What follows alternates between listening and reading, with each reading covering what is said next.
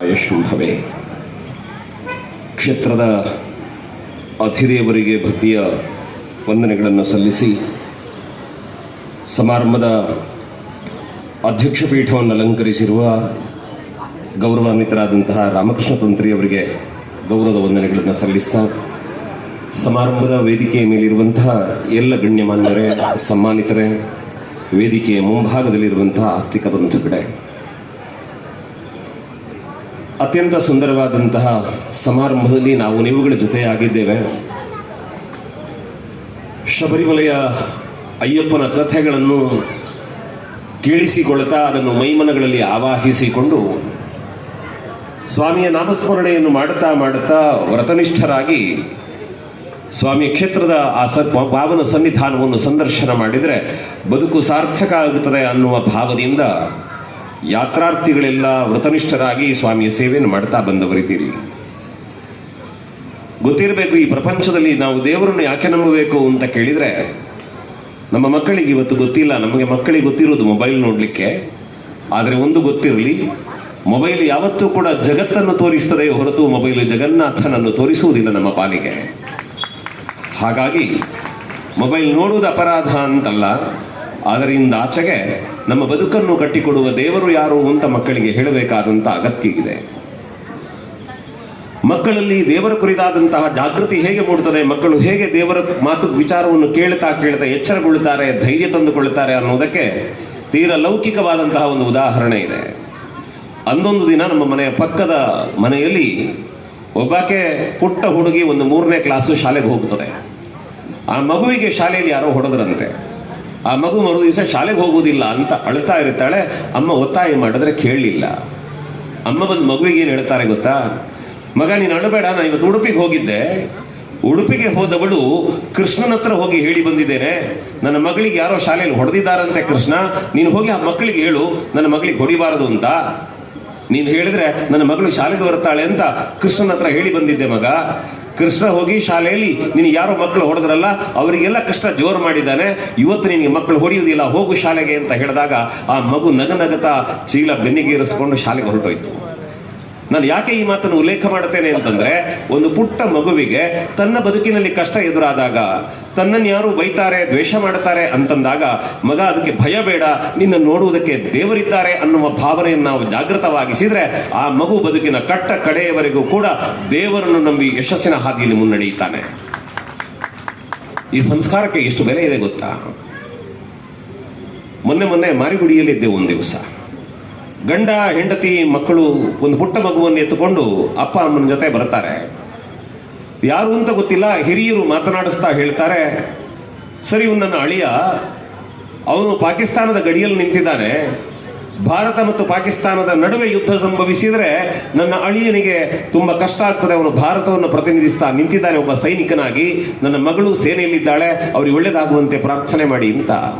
ನೆನಪಿಟ್ಟುಕೊಳ್ಳಿ, ಕೈಯಲ್ಲಿ ಬಂದೂಕಿದೆ ಅವನಿಗೆ, ಅವನ ಗುಂಡಿಗೆಯಲ್ಲಿ ಧೈರ್ಯ ಇದೆ, ಸೇನೆಯ ತರಬೇತಿಯನ್ನು ಪಡೆದಿದ್ದಾನೆ.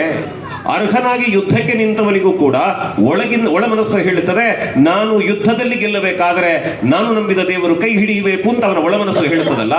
ಇದು ಭಾರತೀಯ ಪರಂಪರೆ.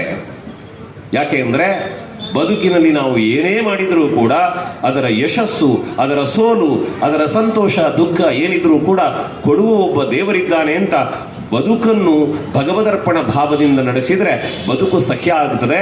ಅದಕ್ಕೆ ನಮ್ಮ ಹಿರಿಯರು ದೇವರು ಅನ್ನುವಂತಹ ದಿವ್ಯಚೇತನ ನಮಗೆ ಕಟ್ಟಿಕೊಟ್ಟರು. ಇನ್ನು ನಮ್ಮ ಅನೇಕರಿಗೆ ಗೊತ್ತಿದೆ, ನಮ್ಮ ಮನೆಯಲ್ಲಿ ದೇವರ ಫೋಟೋ ಇದೆ, ಸಾಲಿಗ್ರಾಮ ಇದೆ, ನಾವು ಮನೆಯಲ್ಲಿ ಪೂಜೆ ಮಾಡುತ್ತೇವೆ. ಅದನ್ನು ಮನೆ ದೇವರು ಅಂತ ಕರೆದ್ರು.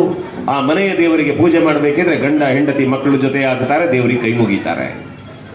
ಇನ್ನು ಕುಟುಂಬದ ದೇವರು ಅಂತಿರ್ತಾರೆ, ಅಲ್ಲಿ ಅಣ್ಣ ತಮ್ಮಂದಿರ ಮಕ್ಕಳು, ದೊಡ್ಡಪ್ಪ ಚಿಕ್ಕಪ್ಪನ ಮಕ್ಕಳು ಅಂತ ಹಿರಿಯರ ಮನೆಯಲ್ಲಿ ಆ ದೇವರನ್ನು ಪೂಜೆ ಮಾಡಿ ಅಲ್ಲಿ ಅವರು ಒಟ್ಟಾಗುತ್ತಾರೆ. ಇನ್ನು ಕುಲ ದೇವಸ್ಥಾನ ಅಂತ ಇದೆ, ಅಲ್ಲಿ ದೇವರನ್ನು ಪೂಜೆ ಮಾಡುತ್ತಾ ಒಂದು ಸಮುದಾಯ ಜೊತೆಯಾಗುತ್ತದೆ. ಗ್ರಾಮ ದೇವರ ಕಥೆ ಬಂದಾಗ ಒಂದು ಗ್ರಾಮದ ಜನ ಎಲ್ಲ ಒಟ್ಟಾಗಿ ಆ ದೇವರನ್ನು ಪೂಜೆ ಮಾಡುತ್ತಾ ತಮ್ಮ ಸುಖ ಕಷ್ಟಗಳನ್ನು ಹಂಚಿಕೊಂಡು ಸಂಭ್ರಮಿಸ್ತಾರೆ. ಅಂದರೆ ಇರುವ ದಿವ್ಯ ಚೇತನವಾದಂತಹ ಒಂದು ಭಗವಂತ ಒಬ್ಬ ದೇವನನ್ನು ಈ ಆಯಾಮಗಳಲ್ಲಿ ನಮಗೆ ತೆರೆದುಕೊಟ್ಟು ನಾವೆಲ್ಲ ಸಂಘಟಿತರಾಗುವುದು ಹೇಗೆ, ಸಾಮರಸ್ಯದಿಂದ ಬದುಕುವುದು ಹೇಗೆ ಅಂತ ಹಿರಿಯರು ನಮಗೆ ಹೇಳಿಕೊಟ್ಟರು. ಈಗಷ್ಟೇ ಮಾತಾಡಬೇಕಿದ್ರೆ ತಂತ್ರಿಗಳೊಂದು ವಿಚಾರ ಉಲ್ಲೇಖ ಮಾಡುತ್ತಾರೆ. ಕಾಪುವಿನ ಮಾರಿಗುಡಿಯಲ್ಲಿ ಕ್ಷೇತ್ರದ ಸಾನ್ನಿಧ್ಯ ಬಹಳ ವೃದ್ಧಿಯಾಗಿರ್ತದೆ. ಯಾಕೆ ಆ ಶಕ್ತಿ ಇರ್ತದೆ ಅಂತಂದ್ರೆ ಸರ್ವ ಸಮುದಾಯ ಅನ್ಯೋನ್ಯ ಭಾವದಿಂದ ಆ ತಾಯಿಯ ಸೇವೆ ಮಾಡ್ತಾರೆ ಅನ್ನುವ ಕಾರಣಕ್ಕೆ ಅಂತ ತಂತ್ರಿಗಳು ಈಗ ಹೇಳಿದ ಮಾತು. ಹಾಗೆಯೇ ಇಲ್ಲಿ ಸ್ವಾಮಿಯ ಸಾನ್ನಿಧ್ಯ ಯಾಕೆ ಈ ರೀತಿ ಬೆಳಗುತ್ತದೆ ಅಂತ ಕೇಳಿದರೆ, ಯಾವುದೋ ಚಪ್ಪರ ಹಾಕಿ ಬೆಳಗ್ಗೆದ್ದು ಆ ಸ್ವಾಮಿಯನ್ನು ಶರಣು ಕರೆದು ಕೈಯಲ್ಲಿ ಆರ್ಥಿಕವಾಗಿ ಬಲಾಢ್ಯರಲ್ಲದವರು ಭಕ್ತಿಯೇ ಸಂಪತ್ತಾಗಿ ಆ ಸ್ವಾಮಿಯನ್ನು ಪ್ರಾರ್ಥಿಸಿದ ಸಣ್ಣ ಮಡಲಿನ ತಟ್ಟಿಯ ಗುಡಿ ಇವತ್ತು ಗೋಪುರವಾಗಿ ದೇವಸ್ಥಾನವಾಗಿ ನಿರ್ಮಾಣವಾಗುವುದಕ್ಕೆ ಕಾರಣ ಏನು ಅಂತಂದ್ರೆ, ನಾವು ನೀವೆಲ್ಲರೂ ಭೇದ ಭಾವ ಮರೆತು ಸ್ವಾಮಿಯ ಸೇವೆ ಮಾಡಿದ್ದೇ ಅದಕ್ಕೆ ಕಾರಣ. ಆದ್ದರಿಂದ ಇನ್ನೊಂದು ನಾನು ಈ ಸಭೆಯಲ್ಲಿ ನೇರ ಹೇಳ್ತೇನೆ, ದಯವಿಟ್ಟು ಯಾರು ಈ ಸಭೆಯಲ್ಲಿ ಕೂತ್ಕೊಂಡು ನಿಮ್ಮಷ್ಟಕ್ಕೆ ಮಾತಾಡ್ತಿದ್ದೀರಿ, ದಯವಿಟ್ಟು ನೀವು ಹೊರಗೋಗಿ, ಅಲ್ಲ ಅಂದ್ರೆ 10 ನಿಮಿಷ ಮಾತು ಕೇಳಿ. ಯಾಕೆಂದ್ರೆ ಇದು ಧರ್ಮ ಜಾಗೃತಿಯನ್ನು ಉಂಟು ಮಾಡುವಂತಹ ವೇದಿಕೆಯಲ್ಲಿ ಕುಳಿತ ಯಾವ ಗಣ್ಯರು ಕೂಡ ಅವ್ರಿಗೆ ಕೆಲಸ ಇಲ್ಲ ಅಂತ ಬಂದವರಲ್ಲ. ಅವರಿಗೆ ವ್ಯಕ್ತಿತ್ವ ಇದೆ, ಅವರ ವ್ಯಕ್ತಿತ್ವಕ್ಕೆ ಮೌಲ್ಯ ಇದೆ, ಅವರ ಜೀವನದ ಅನುಭವ ನಿಮ್ಮ ಜೊತೆ ಹಂಚಿಕೊಳ್ಳುವುದಕ್ಕೆ ಬಂದಿದ್ದಾರೆ. ಸಭಾ ಅನ್ನುವುದಕ್ಕೆ ಸಜ್ಜನರ ಜ್ಞಾನದಿಂದ ಬೆಳಗುವಂತಹ ಕ್ಷೇತ್ರ ವ್ಯಾಪ್ತಿ ಅಂತ ಬಲ್ಲವರು ಆಡಿದ್ರು. ಅದು ಮೂರ್ಖರು ಕೂತ್ಕೊಂಡ ಜಾಗ ಅಲ್ಲ. ಹಾಗಾಗಿ ದಯವಿಟ್ಟು ಒಂದು ಧಾರ್ಮಿಕ ಸಭೆಯಲ್ಲಿ ಬಾರ್ಕೊಳ್ತೀರಾದ್ರೆ ಧರ್ಮ ಪ್ರಜ್ಞೆ ಉಳ್ಳವರಾಗಿ ಬದುಕಬೇಕು. ಯಾಕೆಂದ್ರೆ ಇವತ್ತು ನಮ್ಮ ದೇಶದಲ್ಲಿ ನಿಂತುಕೊಂಡು, ಭಾರತದಲ್ಲಿ ನಿಂತುಕೊಂಡು ಭಾರತದ ಅಧ್ಯಾತ್ಮದ ಬಗ್ಗೆ ಮಾತನಾಡುವುದಕ್ಕೆ ಭಯಪಡಬೇಕಾದ ವಾತಾವರಣದಲ್ಲಿದ್ದೇವೆ. ಅಂಥದ್ರಲ್ಲಿ ಇಂಥದ್ದೊಂದು ಸ್ವಾಮಿಯ ಸನ್ನಿಧಾನ ನಡೆಯುವ ಸಭೆಯಲ್ಲಿ ನಾವು ನಮ್ಮ ಕಥೆಯನ್ನೇ ಮಾತನಾಡುವುದಾದ್ರೆ ನಮ್ಮ ಮೂರ್ಖತನಕ್ಕೆ ಧಿಕ್ಕಾರ ಹೇಳಬೇಕಲ್ಲ, ಎಚ್ಚರ ಬೇಕಲ್ಲ ನಮಗೆ. ಹಾಗಾಗಿ ನಮ್ಮ ಗುರುಗಳು ಹೇಳ್ತಿದ್ರು, ತುಸು ತಿನ್ನು ಆದರೆ ಕಸ ತಿನ್ನಬೇಡ ಅಂತ. 1000 ಜನ ಸೇರಬೇಕಾದ ಅಗತ್ಯ ಇಲ್ಲ. ಇದ್ದವರು ಶ್ರದ್ಧಾಳುಗಳಾದ್ರೆ ದಯವಿಟ್ಟು ಕೂತ್ಕೊಳ್ಳಿ, ಕೇಳುವುದಕ್ಕೆ ಕಷ್ಟ ಆದರೆ ದಯವಿಟ್ಟು ಸಭೆಯಿಂದ ಹೊರಗೆ ನಡೀರಿ. ನಿಮಗೆ ಬೇಕಾದ ಕಾರ್ಯಕ್ರಮ ನಡೆಯುವಾಗ ದಯವಿಟ್ಟು ಬನ್ನಿ, ಬೇಜಾರಿಲ್ಲ. ದಯವಿಟ್ಟು ವೇದಿಕೆಯಲ್ಲಿ ಕರೆದು ಕೂರಿಸಿ ಅವರಿಗೆ ಅವಮಾನ ಮಾಡಬೇಡಿ. ಈ ಮಾತನ್ನು ದಯವಿಟ್ಟು ನೆನಪಿಟ್ಟುಕೊಳ್ಳಿ. ಬಹುಶಃ ನನ್ನ ಮಾತು ಸ್ವಲ್ಪ ಖಾರ ಅಂತ ಅನ್ನಿಸ್ಬೋದು ನಿಮಗೆ. ಯಾಕೆಂದ್ರೆ ಇಂತಹ 1000 ಸಭೆಗಳನ್ನು ನಾವು ಭಾಗವಹಿಸ್ತೇವೆ. ಒಂದು ಸಭೆಯನ್ನು ಆಯೋಜನೆ ಮಾಡಬೇಕಿದ್ರೆ ಇದಕ್ಕಾಗಿ ದುಡಿಯುವ ಕಾರ್ಯಕರ್ತರ ಶ್ರಮ ನಮಗೆ ಅರ್ಥ ಆಗಬೇಕಲ್ಲ. ಸ್ವಾಮಿಯ ಸೇವೆಯನ್ನು ಮಾಡ್ತಾರೆ, ವ್ರತನಿಷ್ಠರಾಗಿರ್ತಾರೆ, ಹಗಲೆಲ್ಲೋ ರಿಕ್ಷಾದಲ್ಲೋ ಇಲ್ಲೆಲ್ಲೋ ದುಡಿಯುತ್ತಾರೆ. ಆ ಬೆವರು ಸುರಿಸಿ ದುಡಿದು ನೀವೆಲ್ಲ ಬನ್ನಿ ಅಂತ ಮನೆ ಬಾಗಿಲಿಗೆ ತಗೊಂಡು ಆಮಂತ್ರಣ ಕೊಟ್ಟು ಕೈ ಮುಗಿದು ಬಂದವನು ಕೊಟ್ಟ ಕಾಣಿಕೆಯನ್ನು ದೇವರ ಸೇವೆಗೆ ವಿನಿಯೋಗ ಮಾಡಿ ತಾವು ಶ್ರಮವಹಿಸಿ ದುಡಿದ ಸಂಪತ್ತಿನಲ್ಲಿ ಬಂದ ಭಕ್ತರಿಗೆ ಅನ್ನಪ್ರಸಾದ ಕೊಟ್ಟು ನಮಗೆ ದೇವರು ಒಳ್ಳೇದು ಮಾಡಿದ್ದಾರೆ, ನಿಮಗೂ ಒಳ್ಳೇದು ಮಾಡಿ ಅಂತ ಪ್ರಾರ್ಥನೆ ಮಾಡಿ ಕಾರ್ಯಕ್ರಮ ಮಾಡ್ತಾರಲ್ಲ, ಅವರ ಶ್ರದ್ಧೆಗೆ ಗೌರವ ಕೊಡಬೇಕಲ್ಲ ನಾವು. ಆದ್ದರಿಂದ ಇನ್ನೊಬ್ಬರ ಶ್ರದ್ಧೆಯನ್ನು ಗೌರವಿಸುವುದಕ್ಕೆ ಯಾರಿಗೆ ಪ್ರಜ್ಞೆ ಇಲ್ವೋ ದಯವಿಟ್ಟು ಧಾರ್ಮಿಕ ಕಾರ್ಯಕ್ರಮಗಳಲ್ಲಿ ಭಾಗವಹಿಸಬೇಡಿ. ಏನು ಪ್ರಳಯ ಆಗೋದಿಲ್ಲ. ಶೃಂಗೇರಿ ಜಗದ್ಗುರುಗಳನ್ನು ಮಾತು ಹೇಳ್ತಾರೆ, ಮನೆಯಲ್ಲಿ ದೇವರ ಪೂಜೆ ಮಾಡಬೇಕಿದ್ರೆ ಮಧ್ಯೆ ಫೋನ್ ತೆಗಿಬೇಡಿ. 10 ನಿಮಿಷವೋ ಅರ್ಧ ಗಂಟೆಯ ದೇವರ ಪೂಜೆ ಮಾಡಿ ಆ ಹೊತ್ತಿಗೆ ಬೇರೆ ಯಾವ ಯೋಚನೆಗಳು ಬೇಡ. ಅಂಥದ್ದೇನಾದರೂ ಘಟಿಸಿ ಅನಾಹುತವಾಗುವುದಾದ್ರೆ ಆಗಿ ಹೋಗಲಿ, ದೇವರ ಮೇಲೆ ಭಾರ ಹಾಕಿ ಬದುಕನ್ನು ಕಟ್ಟಿಕೊಳ್ಳಿ ಅಂತ ಎಚ್ಚರಿಕೆಯ ಮಾತುಗಳನ್ನು ಹೇಳ್ತಾ ಬಂದರು. ಹಾಗಿದ್ರೆ ನಾನು ಹೇಳುವುದಿಷ್ಟೇ, ನಾನು ಮಾತನಾಡ್ತೇನೆ ನಾನು ದೊಡ್ಡವನು ಅಂತಲ್ಲ.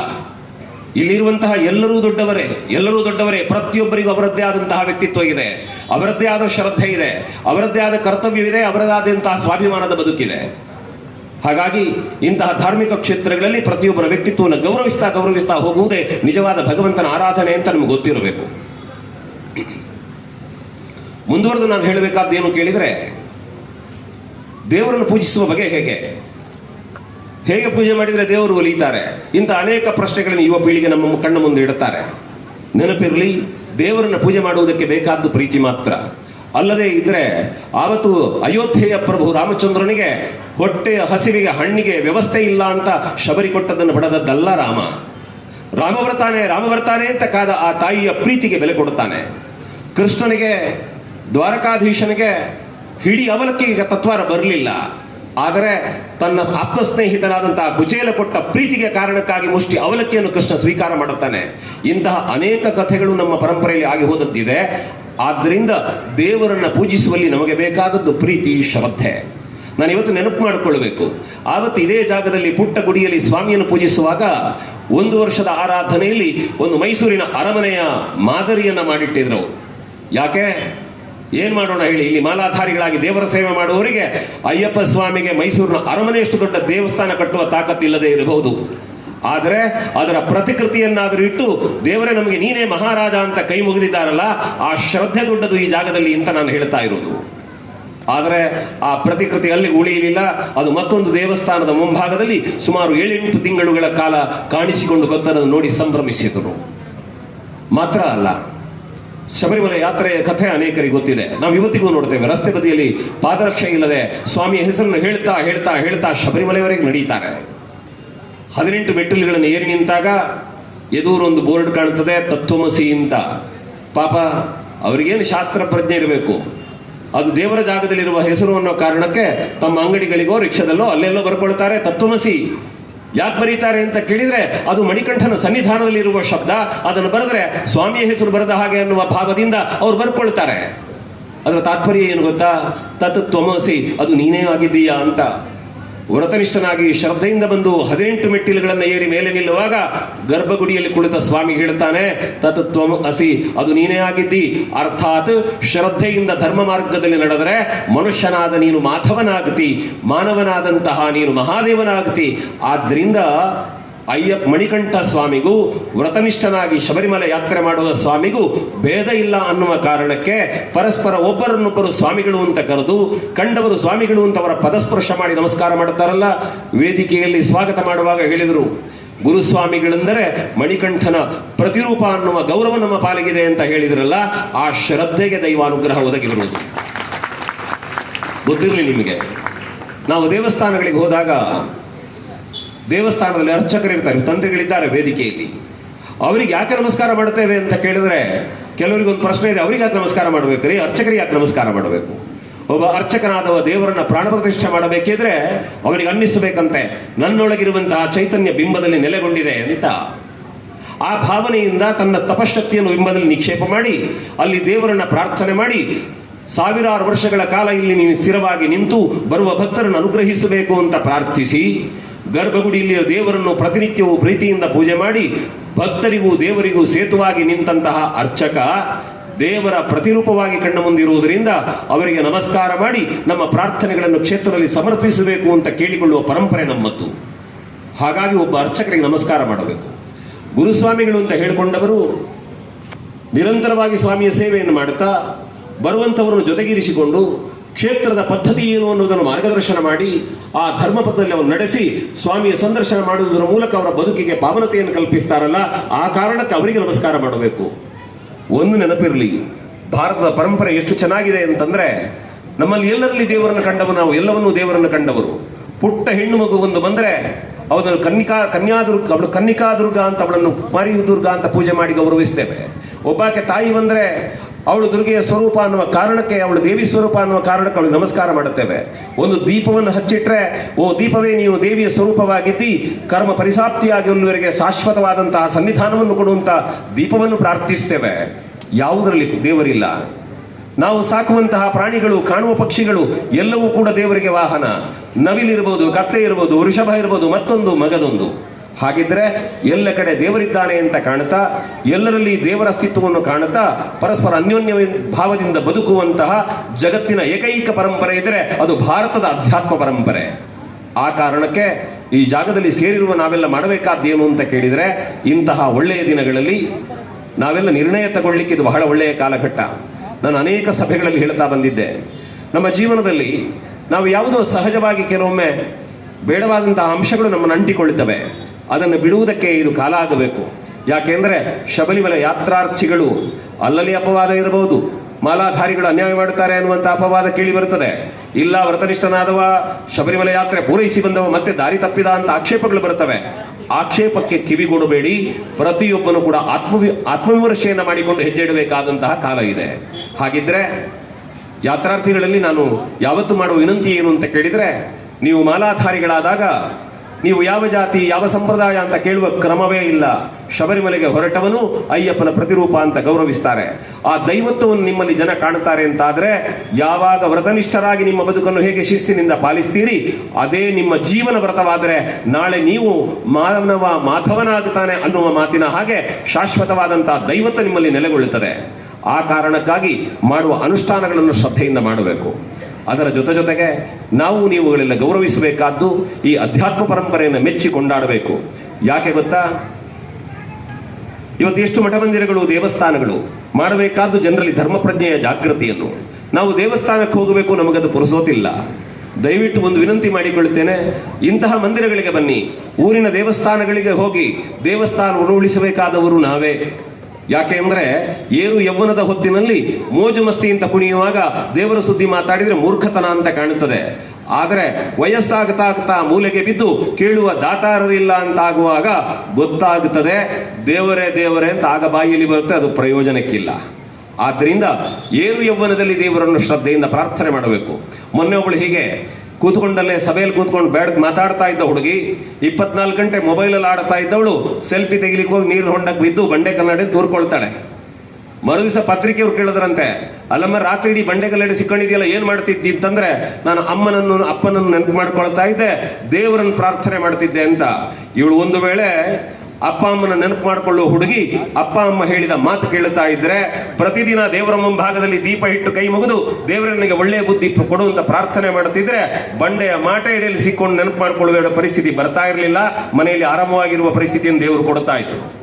ನಮ್ಗೆ ಗೊತ್ತಾಗ್ಲಿಲ್ವಲ್ಲ. ಆದ್ದರಿಂದ ಯಾವತ್ತೂ ಕೂಡ ಮಕ್ಕಳನ್ನು ಕರ್ಕೊಂಡು ಬಂದು ನೀವು ಹೇಗೆ ದೇವರು ಧರ್ಮ ಅಂತ ಹೇಳ್ತೀರೋ, ವೇದಿಕೆಯ ಮೇಲೆ ಕೂತಂತಹ ಒಬ್ಬೊಬ್ಬ ವ್ಯಕ್ತಿಯನ್ನು ತೋರಿಸಿ ನಿಮ್ಮ ಮಕ್ಕಳಿಗೆ ಹೇಳಬೇಕು, ಮಗ ವೇದಿಕೆಯಲ್ಲಿ ಕೂತವರು ಇಂಥವರು ಇಂತಹ ಒಳ್ಳೆಯ ಕೆಲಸ ಮಾಡಿದ್ದಾರೆ, ಈ ಯೋಗ್ಯತೆಗಾಗಿ ಅವರನ್ನಲ್ಲಿ ಕೂರಿಸಿದ್ದಾರೆ ಅಂತ ನಮ್ಮ ಮನೆಯ ಮಕ್ಕಳಿಗೆ ನಾವು ಹೇಳಬೇಕು. ನಾಳೆ ನಿಮ್ಮ ಮಕ್ಕಳು ಬೆಳೆದು ದೊಡ್ಡವರಾಗಿ ಇಂಥದ್ದೊಂದು ಯೋಗ್ಯತೆಯನ್ನು ಅವರು ಪಡೆದಾಗ ನಾವೆಲ್ಲ ಅಲ್ಲಿ ಕೂತ್ಕೊಂಡು ಚಪ್ಪಾಳೆ ತಟ್ಟುವ ಹಾಗೆ ನಿಮ್ಮ ಮನೆಯ ಮಕ್ಕಳು ಬೆಳೆದರೆ ಅದು ನಾವು ಪರಸ್ಪರ ಒಪ್ಪಿಕೊಂಡ ಬದುಕಿಗೆ ಸಾರ್ಥಕ, ಇಂತಹ ದೇವರ ಸೇವೆಯನ್ನು ಮಾಡಿದ್ದಕ್ಕೆ ಸಾರ್ಥಕ ಆಗುತ್ತದೆ. ಹಾಗಾಗಿ ಈ ಮಾತನ್ನು ಯಾಕೆ ಹೇಳಬೇಕು ಗೊತ್ತಾ, ನನ್ನ ಮಾತುಗಳೇನಾದರೂ ಒಳ್ಳೆಯದು ಅಂತ ಅನ್ನಿಸಿ ನೀವು ಗೌರವಿಸಿದರೆ 4 ಚಪ್ಪಾಳೆ ಕೊಟ್ಟರೆ ಈ ಚಪ್ಪಾಳೆ ಸಂದಾಯ ಆಗಬೇಕಾದ್ದು ನನಗಲ್ಲ, ನನಗೆ ಈ ಸಂಸ್ಕಾರವನ್ನು ಕೊಟ್ಟ ನನ್ನ ಅಪ್ಪ ಅಮ್ಮ ಇದ್ದಾರಲ್ಲ ಅವರಿಗೆ ಈ ಗೌರವ ಸಂದಾಯ ಆಗಬೇಕಾದದ್ದು. ಆದ್ದರಿಂದ ನಾಳೆ ನಿಮ್ಮ ಮನೆಯ ಮಕ್ಕಳು ಎಲ್ಲೋ ಒಂದು ಕಡೆಯಲ್ಲಿ ನಿಂತು ನಮ್ಮ ಅಪ್ಪ ಅಮ್ಮ ನಮ್ಮ ಬದುಕಿ ಕೊಟ್ಟಿದ್ದಾರೆ ಅಂತ 4 ಮಾತಾಡಬೇಕಾದ್ರೆ ಇವತ್ತವರನ್ನ ತಿದ್ದಿ ತೀಡಬೇಕಾದಂತಹ ದೊಡ್ಡ ಅವಶ್ಯಕತೆ ಇದೆ. ಆದ್ದರಿಂದ ಮಕ್ಕಳಿಗೆ ದೇವರ ಕುರಿತಾದ ಶ್ರದ್ಧೆಯನ್ನು ಮೂಡಿಸಿ ಸಮಾಜದ ವ್ಯಕ್ತಿತ್ವದ ಶ್ರೇಷ್ಠತೆಗಳ ಬಗ್ಗೆ ಹೇಳ್ತಾ ಆ ದೇವರ ಸನ್ನಿಧಾನದಲ್ಲಿ ನಾವು ಜೊತೆಯಾಗಬೇಕಾದ್ದು ಹೇಗೆ ಅಂತ ಹೇಳಬೇಕು. ಬಹುಶಃ ಯಾವುದೇ ಮುಖಸ್ತುತಿಗಾಗಿ ಹೇಳ್ತಾ ಇಲ್ಲ. ಇಲ್ಲಿ ಒಬ್ಬ ಪುಣ್ಯಾತ್ಮ ಕೂತಿದ್ದಾರೆ ಮಹೇಶ್ವರನೇ ಅಂತ, ಪುಟ್ಟ ಮಗುವನ್ನು ಮಲಗಿಸಿಕೊಂಡು ನೀವು ಕಾರ್ಯಕ್ರಮ ಮುಗಿದ ಮೇಲೆ ಬೇಕಿದ್ರೆ ಆ ಮಗುವನ್ನು ಮಾತಾಡಿಸಿ. ಇನ್ನು ಹಾಲು ಇಲ್ಲದ ಹಸುಳೆ ಆ ಮಗು ಭಜನೆಯ ತಂಡದಲ್ಲಿ ಕುಣಿಯುವುದನ್ನು ನಾನು ವಿಡಿಯೋಗಳಲ್ಲಿ ನೋಡಿದ್ದೇನೆ. ಇನ್ನು ಅಂಬೆಗಾಲಿಕ್ಕುವ ಮಗು ದೊಡ್ಡವರ ಜೊತೆ ಆ ರೀತಿ ಭಜನೆಯಲ್ಲಿ ಕುಣಿಯಬೇಕಿದ್ರೆ ನೋಡಿದವರು ಕೇಳಿದ್ರು ಯಾವ ಪುಣ್ಯಾತ್ಮರ ಮನೆಯ ಮಗು ಅಂತ ಕೇಳಿಬಿಟ್ರು. ಎಷ್ಟು ಖುಷಿ ಅನ್ನಿಸ್ತು ಅಂದ್ರೆ ಯೋಚನೆ ಮಾಡಿ. ಮಗು ಅವರ ಮನೆಯದ್ದು, ಎಲ್ಲೋ ಕುಣಿದದ್ದು ಯಾವುದೋ ಭಜನಾ ಮಂದಿರದಲ್ಲಿ, ಆ ಮಗು ಯಾರದ್ದು ಅಂತ ಕೇಳಿ ಸಂಭ್ರಮಿಸುವುದು ಇನ್ಯಾರೋ. ಹಾಗಾದ್ರೆ ಜಗತ್ತಿನಲ್ಲಿ ನಾವು ಒಳ್ಳೆಯ ಕೆಲಸವನ್ನ ಮಾಡಿದ್ರೆ ನಮ್ಮನ್ನು ಮೆಚ್ಚುವುದಕ್ಕೆ ನಮ್ಮವರೇ ಬೇಕು ಅಂತ ಇಲ್ಲ, ಜಗತ್ತು ನಮ್ಮನ್ನು ಮೆಚ್ಚಿಕೊಂಡಾಡುತ್ತದೆ. ಆ ಕಾರಣಕ್ಕೆ ದೇವರ ಜಾಗಕ್ಕೆ ಬಂದಾಗ ಉಜ್ವಲವಾದಂತಹ ಭವಿಷ್ಯತ್ತಿಗೆ ಪ್ರಾರ್ಥಿಸಿ ಧರ್ಮ ಪ್ರಜ್ಞೆ ರಾಷ್ಟ್ರ ಪ್ರಜ್ಞೆ ಜಾಗೃತವಾಗುವಂತೆ ಪ್ರಾರ್ಥನೆ ಮಾಡುತ್ತಾ ದೇವರ ಸೇವೆಯನ್ನು ಮಾಡಬೇಕು. ದೇಶ ಸೇವೆ ಮತ್ತು ಈಶ ಸೇವೆ ಜೊತೆಯಾಗಿ ಸಾಗಿದಾಗ ಮಾತ್ರ ನಮ್ಮ ಬದುಕಿನ ಸಾರ್ಥಕತೆಗೆ ಸಾಧ್ಯ ಆಗುತ್ತದೆ. ಇನ್ನು ಮುಕ್ತಾಯದ ಹಂತದ 2 ಮಾತುಗಳನ್ನು ನಿಮ್ಮ ಮುಂದೆ ನಾನು ಉಲ್ಲೇಖ ಮಾಡಬೇಕು. ಬಹುಶಃ ಮಂಗಳೂರಿನ ಕಡೆಯಲ್ಲಿ ಧರ್ಮ ಶಿಕ್ಷಣ ಅಂತ ನಡೀತಾ ಇದೆ.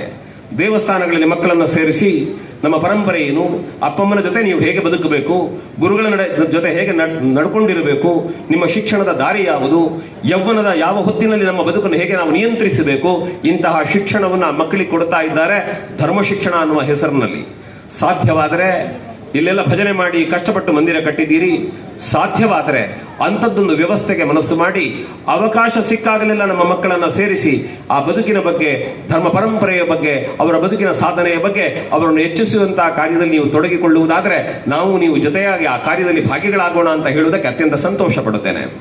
ಅದರ ಜೊತೆಗೆ ನಾನು ಈ ಜಾಗದಲ್ಲಿ ನಿಂತು ಹೇಳಬೇಕಾದ್ದು, ಬಂಧುಗಳೇ, ಪ್ರತಿಯೊಂದು ಜಾತಿ ಮತ ಸಂಪ್ರದಾಯ ಧರ್ಮ ಅದಕ್ಕೆ ಅದರದ್ದೇ ಆದಂತಹ ಹಿನ್ನೆಲೆ ಇದೆ, ಅದರದ್ದೇ ಆದಂತಹ ಆಚರಣೆಯ ಪದ್ಧತಿಗಳಿವೆ. ಇರಲಿ, ನಮ್ಮ ಊರಿನಲ್ಲಿರುವ 16 ಜಾತಿಗಳು ಅವರದ್ದೇ ಆದ ಸಾಂಪ್ರದಾಯಿಕ ಆಚರಣೆಗಳು, ಅದು ಎಲ್ಲವೂ ಬೇಕಾದದ್ದೇ. ಆದರೆ ಮನೆಯ ಹೊಸ್ತಿಲು ಅಂಗಳವನ್ನ ದಾಟಿ ಹೊರಗೆ ಬಂದಾಗ ನಾನೊಬ್ಬ ಹಿಂದೂ, ನಾನೊಬ್ಬ ಭಾರತೀಯ, ನಾನು ಈ ಭಾರತದ ಮಣ್ಣಿನಲ್ಲಿ ಹುಟ್ಟಿದವನು ಅನ್ನುವಂತಹ ಶ್ರದ್ಧೆ ನಮ್ಮಲ್ಲಿ ಜಾಗೃತವಾಗದೇ ಇದ್ರೆ ಈ ದೇಶದಲ್ಲಿ ಹುಟ್ಟಿದ್ದಕ್ಕೆ ಬೆಲೆ ಇರುವುದಿಲ್ಲ. ಆದ್ದರಿಂದ ದೇವರನ್ನು ನಂಬಿ ಅಪ್ಪ ಅಮ್ಮನನ್ನು ಗೌರವಿಸಿ ನಿಮ್ಮ ಧರ್ಮ ಕಾರ್ಯಗಳನ್ನು ಪೂರೈಸಿ ಅದರ ಜೊತೆಗೆ ನಾವೆಲ್ಲ ಒಂದು ಅನ್ನುವ ಭಾವದಿಂದ ಬದುಕುತ್ತಾ ಯಾರ್ಯಾರನ್ನು ಹೇಗೆ ಗೌರವಿಸಬೇಕು ಅಂತ ಅರ್ಥೈಸಿಕೊಂಡು ಆ ದಾರಿಯಲ್ಲಿ ಸಾಗಬೇಕಾದಂತಹ ಅವಶ್ಯಕತೆ ಇದೆ. ಯಾಕೆ ಅಂತ ಕೇಳಿದ್ರೆ, ಭಾರತ ಅನ್ನುವ ಶಬ್ದದ ಅರ್ಥವನ್ನು ಹೇಳುತ್ತಾ ಜ್ಞಾನದ ಬೆಳಕಿನಿಂದ ಬೆಳಗುತ್ತದೆ ಅನ್ನುವ ಕಾರಣಕ್ಕೆ ಭ ಅಕ್ಷರವನ್ನು, ಎಲ್ಲ ಜೀವಜಾಲಗಳಿಗೆ ಸಂತೋಷ ಕೊಡುತ್ತದೆ ಅನ್ನುವ ಕಾರಣಕ್ಕೆ ರ ಅಕ್ಷರವನ್ನು, ಪವಿತ್ರ ನದಿಗಳ ಉಗಮಸ್ಥಾನ ಅನ್ನುವ ಕಾರಣಕ್ಕೆ ತ ಅಕ್ಷರವನ್ನು ಹೇಳಿದರಂತೆ, ಆ ಕಾರಣಕ್ಕೆ ಭಾರತ ಅಂತ ಕರೆದರಂತೆ. ನೆನಪಿರಲಿ, ಸಾವಿರ ಸಾವಿರ ಸಂಖ್ಯೆಯ ದೇವಸ್ಥಾನಗಳನ್ನು ಕಟ್ಟಿ ನಮ್ಮ ಉಡುಪಿಗಿರುವ ಹೆಸರೇನು ಅಂತಂದ್ರೆ ದೇವಾಲಯಗಳ ನಗರ ಅಂತ ಕರೆದ್ರು ಉಡುಪಿಯನ್ನ. ಭಾಗ್ಯಶಾಲಿಗಳಿದ್ದೇವೆ ನಾವು. ಆದ್ದರಿಂದ ಇಂತಹ ದೇವಾಲಯಗಳ ನಾಡು ಅಂತ ಕರೆಯಲ್ಪಡುವ ಉಡುಪಿಯಲ್ಲಿ ನಾವು ಬದುಕುತ್ತಾ ಇದ್ದೇವೆ. ನಾವು ನಂಬಿದಂತಹ ಧರ್ಮ ರಕ್ಷಣೆ ಮಾಡಿದಂತಹ ಧರ್ಮದೇವತೆಗಳು ಸಂಚರಿಸಿದ ಪುಣ್ಯಭೂಮಿಯಲ್ಲಿದ್ದೇವೆ. ದೇಶಕ್ಕಾಗಿ ನಾಡಿಗಾಗಿ ಪ್ರಾಣತ್ಯಾಗ ಮಾಡಿದಂತಹ ವೀರಯೋಧರಿಗೆ ಜನ್ಮ ಕೊಟ್ಟಂತಹ ಪುಣ್ಯಭೂಮಿಯಲ್ಲಿ ನಾವಿದ್ದೇವೆ. ಮಾತ್ರವಲ್ಲ, ತನ್ನ ಹೆತ್ತ ತಾಯಿಯ ನಂತರ ನಮಗೆ ಹಾಲು ಕೊಟ್ಟು ಪೋಷಿಸಿದ ಗೋಮಾತೆಯನ್ನು ಸಾವಿರ ಸಾವಿರ ಸಂಖ್ಯೆಯಲ್ಲಿ ಕಂಡ ಪುಣ್ಯಭೂಮಿಯಲ್ಲಿ ನಾವು ಬದುಕುತ್ತಾ ಇದ್ದೇವೆ. ಈ ಸಂತೋಷ ನಮ್ಮನ್ನು ಆವರಿಸಿಕೊಳ್ಳಬೇಕು. ಹಾಗಾಗಿ ಶ್ರದ್ಧೆಯಿಂದ ನಾವು ಬದುಕುತ್ತಾ ನಮ್ಮಲ್ಲಿರುವ ಕೀಳರಿಮೆಯಿಂದ ದೂರ ಬರಬೇಕು. ನಮಗೆಲ್ಲ ಅನೇಕರಿಗಿರುತ್ತದೆ, ಒಂದು ಸಮಾರಂಭಕ್ಕೆ ಬಂದರೂ ಹಾಗೆ ಕುರ್ಚಿಯೆಲ್ಲ ಎಲ್ಲಿ ಹಿಂದೆ ಇದೆ ಅಂತ ಹುಡುಕ್ತೇವೆ. ದಯವಿಟ್ಟು ಹಿಂದೆ ಕುರ್ಚಿ ಹುಡುಕೋ ಕೆಲಸ ಮಾಡಬೇಡಿ. ನೀವು ಮುಂದಿನ ಕುರ್ಚಿ ಹುಡುಕಿ ನಿಮ್ಮ ಮಕ್ಕಳಿಗೂ ಮುಂದಿನ ಕುರ್ಚಿ ತೋರಿಸಿ. ಒಂದು ವೇಳೆ ವ್ಯವಸ್ಥೆಯ ದೃಷ್ಟಿಯಿಂದ ಮೀಸಲಾಗಿಟ್ಟಿದ್ದಾರೆ ಅಂದರೆ ಅದರ ವ್ಯವಸ್ಥೆ ಬೇಡ ನಮಗೆ. ಅದರಿಂದ ಆಚೆಗೆ ಕೀಳರಿಮೆಯನ್ನು ಇಟ್ಟುಕೊಳ್ಳಬೇಡಿ. ಯಾಕೆ ಅಂತ ಕೇಳಿದರೆ, ಪ್ರಪಂಚದಲ್ಲಿ ಪ್ರತಿಯೊಬ್ಬನಿಗೂ ಅವನದ್ದೇ ಆದಂತಹ ವ್ಯಕ್ತಿತ್ವ ಇದೆ, ಸಾಮರ್ಥ್ಯ ಇದೆ. ಒಮ್ಮೆ ಆಕಾಶವನ್ನು ನೋಡಿ ನೀವು, ಸೂರ್ಯಚಂದ್ರರು ಕಾಣುತ್ತಾರೆ, ನಕ್ಷತ್ರಗಳು ಕಾಣುತ್ತವೆ. ಹಾಗಂತ ಸೂರ್ಯಚಂದ್ರರಂತೆ ನಕ್ಷತ್ರಗಳೆಲ್ಲ, ನಕ್ಷತ್ರಗಳಂತೆ ಸೂರ್ಯಚಂದ್ರರಲ್ಲ. ಹಾಗಂತ ಅವರೆಲ್ಲ ಇದ್ದಾಗ ಮಾತ್ರ ಆಕಾಶಕ್ಕೆ ಶೋಭೆ ಇರುತ್ತದೆ. ಈ ಪ್ರಪಂಚದಲ್ಲಿ ದೇವರು ಕೆಲವರನ್ನು ಸೂರ್ಯನ ಹಾಗೆ ಮಾಡಿದ್ರು, ಕೆಲವರನ್ನು ಚಂದ್ರನ ಹಾಗೆ ಮಾಡಿದ್ರು, ಇನ್ನು ನಿಮ್ಮಂಥವರನ್ನೆಲ್ಲ ನಕ್ಷತ್ರಗಳ ಹಾಗೆ ಮಾಡಿದ್ದಾರೆ. ಅದಕ್ಕಾಗಿ ಸಂತೋಷ ಪಡುವ. ದೀಪಾಲಂಕಾರ ಕಾಣುತ್ತದೆ, ದೊಡ್ಡ ಬೆಳಕಿದೆ, ಸಾಲು ಸಾಲು ದೀಪಗಳು ಕಾಣಿಸ್ತವೆ. ಎಲ್ಲ ಇದ್ದದ್ರಿಂದ ತಾನೇ ಇಲ್ಲೊಂದು ಸೌಂದರ್ಯದ ವಾತಾವರಣ ನಿರ್ಮಾಣ ಆಗೋದು. ಹಾಗೆ ಈ ತಾಯಿ ಭಾರತೀಯ ಸೌಂದರ್ಯ ವರ್ಧನೆಗೆ ನಾವು ನೀವುಗಳೆಲ್ಲ ಜೊತೆಯಾಗಬೇಕಾದಂತಹ ಕಾಲಘಟ್ಟ ಇದೆ. ಇನ್ನು ಕಟ್ಟ ಕಡೆಯ ಮಾತಿಷ್ಟೇ. ನಾನು ಅನೇಕ ಸಭೆಗಳಲ್ಲಿ ಹೇಳ್ತೇನೆ, ಮತ್ತೆ ನೆನಪಿಸ್ತೇನೆ. ಒಮ್ಮೆ ಕೈಯಲ್ಲಿದ್ದ 5 ಬೆರಳುಗಳಿಗೆ ಚರ್ಚೆ ಬಂತಂತೆ, ಯಾರು ದೊಡ್ಡವರು ಅಂತ. ಆಗ ಹೆಬ್ಬೆರಳು ಹೇಳುತ್ತಂತೆ, ಎಲ್ಲರಿಗಿಂತ ದಪ್ಪ ಇರುವ ನಾನಾದ್ರಿಂದ ನಾನೇ ಶ್ರೇಷ್ಠ ಅಂತ. ಆಗ ತೋರ್ಬೆರಳು ಹೇಳುತ್ತದೆ, ಯಾರನ್ನು ಯಾವುದನ್ನು ತೋರಿಸ್ಬೇಕಿದ್ರೆ ನಾನು ಬೇಕಲ್ಲ, ನಾನು ಶ್ರೇಷ್ಠ ಅಂತ. ಮಧ್ಯದ ಬೆರಳು ಹೇಳಿತು, ಎಲ್ಲರಿಗಿಂತ ಎತ್ತರ ಇರುವ ನಾನಾದ್ರಿಂದ ನಾನೇ ಶ್ರೇಷ್ಠ. ಪಕ್ಕದ ಬೆರಳು ಹೇಳ್ತದೆ, ಯಾರು ಏನು ಮಾಡಿದ್ರೇನು, ಬಂಗಾರದ ಉಂಗುರ ಎಲ್ಲ ಹಾಕೋದು ನನಗಾದ್ರಿಂದ ನಾನೇ ಶ್ರೇಷ್ಠ ಅಂತ.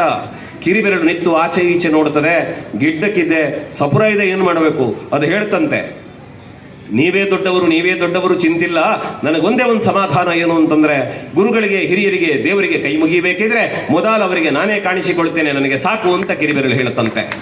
ಅಂದ್ರೆ ದೇವರು ನಮಗೆ ಕೊಟ್ಟಂತಹ ಸಾಮರ್ಥ್ಯದ ಬಗೆಗೆ ನಮಗೆ ಸಂತೃಪ್ತಿ ಇರಬೇಕು, ಅಹಂಕಾರ ಇರಬಾರದು, ಆತ್ಮಾಭಿಮಾನ ಇರಬೇಕು. ಆದ್ದರಿಂದ ಅಂತಹ ಭಾವದ ಜೊತೆ ನಾವು ಬದುಕಿದ್ರೆ ಈ ಸಾಮುದಾಯಿಕವಾದಂತಹ ಬದುಕಿನಲ್ಲಿ ಹೆಬ್ಬೆರಳು, ಉಳಿದ ಬೆರಳುಗಳೆಲ್ಲ ತಮ್ಮ ತಮ್ಮ ಅಹಂಕಾರ ಬಿಟ್ಟು ಪ್ರೀತಿಯಿಂದ ಒಟ್ಟಾಗಿ ಬಾಗಿದ್ರೆ ಮಾತ್ರವೇ ಮುಷ್ಟಿಯಾಗುವುದಕ್ಕೆ ಸಾಧ್ಯ ಆಗುತ್ತದೆ. ಪ್ರೀತಿಯಿಂದ ಬಾಗಿದ್ರೆ ಮಾತ್ರವೇ ಒಂದು ತುತ್ತು ಅನ್ನವನ್ನು ಉಣ್ಣುವುದಕ್ಕೆ ಸಾಧ್ಯ ಆಗುತ್ತದೆ. ಹಾಗಾಗಿ ಸಾಮಾಜಿಕ ಬದುಕಿನಲ್ಲಿ ನಾನು ದಪ್ಪ, ತೋರಿಸುವವ, ಎತ್ತರ, ಬಂಗಾರ, ಸಣ್ಣವ, ದುಡ್ಡಿನವ, ಈ ಯಾವುದೇ ಭಾವನೆಗಳಿಗೆ ಎಡೆಗೊಡುವುದು ಬೇಡ. ಅವರವರಿಗೆ ಎಷ್ಟು ಪ್ರಾಪ್ತಿ ಅಂತ ದೇವರು ನಿರ್ಣಯ ಮಾಡಿ ಕಳಿಸಿದ್ದಾರೆ, ಅವರವರದನ್ನು ಅನುಭವಿಸ್ತಾರೆ. ಆದರೆ ಅದರಿಂದ ಆಚೆಗೆ ದೇಶದ ವಿಚಾರ ಬಂದಾಗ, ಧರ್ಮದ ವಿಚಾರ ಬಂದಾಗ, ಅಧ್ಯಾತ್ಮದ ವಿಚಾರ ಬಂದಾಗ ನಾವು ನೀವೆಲ್ಲ ಒಂದು ಅನ್ನುವ ಪ್ರೀತಿಯ ಭಾವದಿಂದ ಜೊತೆಯಾಗಿ ಈ ನೆಲದ ಧಾರ್ಮಿಕ ಪರಂಪರೆಯ ಮುಷ್ಟಿಯನ್ನು ಗಟ್ಟಿ ಮಾಡಬೇಕು. ಆ ಮೂಲಕ ದೇವರ ಪ್ರಸಾದವಾಗಿ ಒದಗುವ ಅನ್ನವನ್ನು ನಾವು ಉಣ್ಣಬೇಕು. ಹಾಗಾಗಿ ತರತಮ ಭಾವಗಳಿಲ್ಲದೆ ಇವತ್ತು ಶಬರಿಮಲೆ ಯಾತ್ರೆ ಮಾಡುವವನು ಯಾವ ಜಾತಿ, ಏನು, ಯಾಕೆ, ಹೇಗೆ ಪ್ರಶ್ನೆ ಇಲ್ಲ. ಯೇಸುದಾಸ್ ಹಾಡಿದ ಹರಿವರಾಸನಂ ಪದ್ಯ ಶಬರಿಮಲೆಯಲ್ಲಿ ಮಣಿಕಂಠನನ್ನು ಮಲಗಿಸುವುದಕ್ಕೆ ಸಾಧ್ಯವಾಗುತ್ತದೆ ಅಂತಾದರೆ ಎಲ್ಲಿದೆ ಜಾತಿಯ ಹಂಗುವ ಮಣಿಕಂಠ ಸ್ವಾಮಿಗೆ? ಮಾತ್ರವಲ್ಲ, ಎಲ್ಲೋ ತನ್ನ ಬಡತನದ ಬದುಕಿನಲ್ಲಿ ಕಷ್ಟಪಟ್ಟು ಜೀವನ ಮಾಡಿ ವ್ರತಧಾರಿಯಾಗಿ ಶಬರಿಮಲೆಗೆ ಹೋದಾಗ ತಾನು ಸಮರ್ಪಿಸುವ ವಸ್ತುಗಳನ್ನು ಪ್ರೀತಿಯಿಂದ ಸ್ವೀಕಾರ ಮಾಡಿ ನಂಬಿದ ಭಕ್ತರಿಗೆ ದರ್ಶನ ಕೊಡ್ತಾರೆ ಅಂತಾದ್ರೆ ಸ್ವಾಮಿಗೆಲ್ಲಿದೆ ತರತಮದ ಭಾವ? ಆದ್ದರಿಂದ ಪುಣ್ಯಕ್ಷೇತ್ರಗಳಿಗೆ ಹೋಗುವವರ ಬಗ್ಗೆ ಅವಹೇಳನ ಬೇಡ. ಆ ಕುರಿತಾಗಿ ವ್ರತಧಾರಿಗಳು ಜಾಗೃತರಾಗಬೇಕು. ಜೊತೆಗೆ ನಾವು ನೀವೆಲ್ಲ ಅನ್ಯೋನ್ಯ ಭಾವದಿಂದ ಇಂತಹ ಪುಣ್ಯ ಕೈಂಕರ್ಯಗಳನ್ನು ಪ್ರೋತ್ಸಾಹಿಸಿ ಬೆಂಬಲಿಸಿ ನಾವು ಭಾಗಿಗಳಾಗುವುದರ ಮೂಲಕ ಭಗವಂತನ ಅನುಗ್ರಹಕ್ಕೆ ಪಾತ್ರರಾಗೋಣ ಅಂತ ಹೇಳ್ತಾ ಎಲ್ಲರಿಗೂ ಒಳ್ಳೆಯದಾಗಲಿ ಅಂತ ಪ್ರಾರ್ಥಿಸಿ ಈ ಸಮಯದಿಂದ ತೆರಳುವುದಕ್ಕೆ ತಮ್ಮೆಲ್ಲರಿಂದ ಅನುಮತಿಯನ್ನು ಕೇಳ್ತಾ ನನ್ನ ಮಾತಿಗೆ ಮಂಗಲದ ಚುಕ್ಕಿ ಇಡ್ತೇನೆ. ನಮಸ್ಕಾರ.